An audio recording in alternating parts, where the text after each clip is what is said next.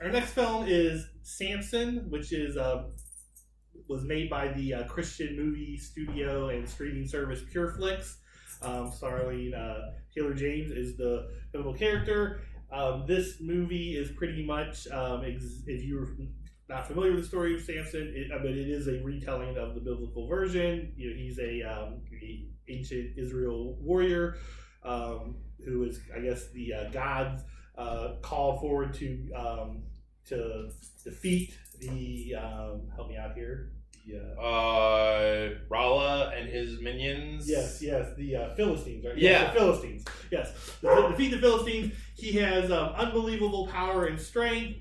However, he is also easily distracted by women and not really wanting to, necessarily do. He's a reluctant hero. Yes, a reluctant hero. He eventually becomes that hero, and then his flaws, whatever his can't think of the word I'm looking for, coming to haunt him when he falls in love with Delilah, which is kind of like a forced romance, and she betrays him, and then Anyways, that's the short story. Okay, so this film is extremely basic in every way, shape, or form. I mean, you have these action sequences which they're trying to tone down because it's for a Christian audience. I don't have a problem with that, but this very much could have been either a streaming service or just a TV. The CGI when they try to do cities, you could tell it's fake. There's a couple of veteran actors, Billy Zane, Rutger Hauer, who have are slumming for a paycheck. Yeah. It's kind of sad. Whenever I see Billy Zane, like Titanic to this, like how? Yeah, I think he was there under protest. Yes. I did think the actor playing Rala did a decent job. I liked him the best. I think he was maybe the only character that stood out to me at all. Is somewhat interesting. But this is there's nothing in this unless you really just want to see the story of Samson. You have no idea. You don't mind a very generic, not well directed, not well acted version. It's not the worst movie I saw. I mean, it was So what would you give it? I give it 2 stars out of 4. I'm not recommending it. If you have PureFlix and when they stream it on there, it's probably not it might be a decent way to pass. Better than God's Not Dead. You have to admit that. We do want to bring that movie up every time. We will do a review on God's Not Dead. So 2 stars out of 4 for me. That's it. There are 2 ways to look at this movie. As a straight, biblical retelling, a Christian film, as you have mentioned, it's an abject failure. It's far too dumb and badly made and poorly acted to be inspiring or religious in any way, shape, or form. However, as a cinematic train wreck, I could almost recommend this movie because it is so unbelievably, hilariously awful. I mean, this movie is unbelievably dumb. I mean, okay, so, for example, there's one scene where Samson is on, like, a cliffside fighting what has to be hundreds of Rala's minions. And then he's not moving. He's not moving around, except for, beating people up, and the guy's like a Marvel superhero, which is totally deranged for a Christian film, but I digress. But at the same time, when the shot pulls out and you see all the destruction he's caused, he has somehow moved about 100 feet, and everyone is, all the people he's defeated are just like neatly piled up, dead or unconscious, one on top of the other. And I'm just like, we never saw him move, in any one direction, and yet he somehow moved 100 feet. How does that work?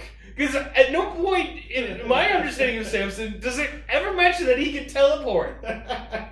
And speaking of Samson, Taylor James, who plays Samson in what is near to his debut role, he's got the body, and he's really similar to Taylor Lautner. He's got the eyebrows, the great pecs, and the utter void where acting ability is concerned. I mean, he is so wooded. I'm wondering where the fire hazard signs are. Was there a fire extinguisher nearby? Because he is just awful.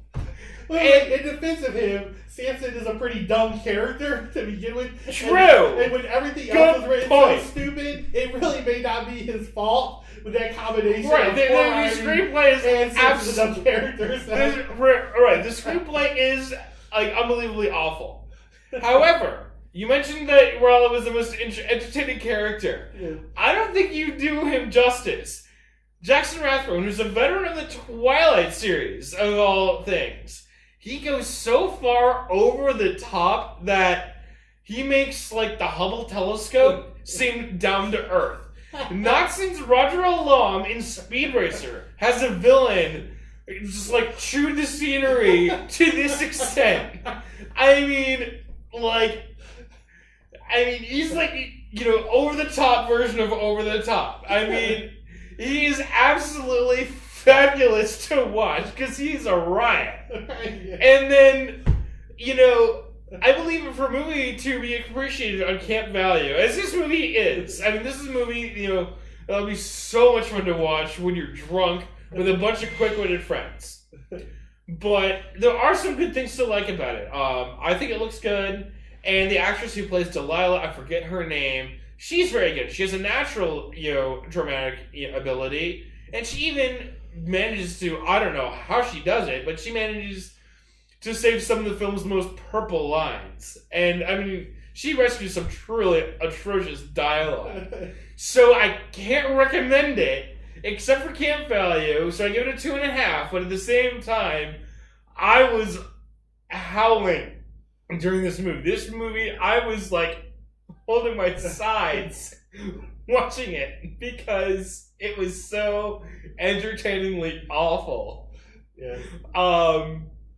But, I can't recommend it. Yeah, I really can't. I think we felt the same way. I always look at, for me, 2.5 stars is like a really mild recommendation. Like, so I will recommend it under certain conditions. Like, if you're looking for something really campy and really cheesy, like late night TV, this will fit the bill. I think we're on the same page. Like I said, I wasn't bored at all. I certainly wasn't. Yeah, so like I was, I was entertained. But it was in a very campy sort of way. It is impossible to take any of it seriously. Yes. And I also objected to the scene where Samson, who's supposedly the hero, gets Rollins' attention by lighting the tails of little foxes and has them running through the grass and then lighting everything on fire and they squeal in pain and all that stuff. I objected to that scene because I'm like, even dramatically speaking, that's a really shitty thing for him to do. Maybe he touched some grass on their tails. I'm not sure. I was too busy laughing to pay attention. But I objected to that scene. But this movie was a howl. Let's just put it that way. Yeah.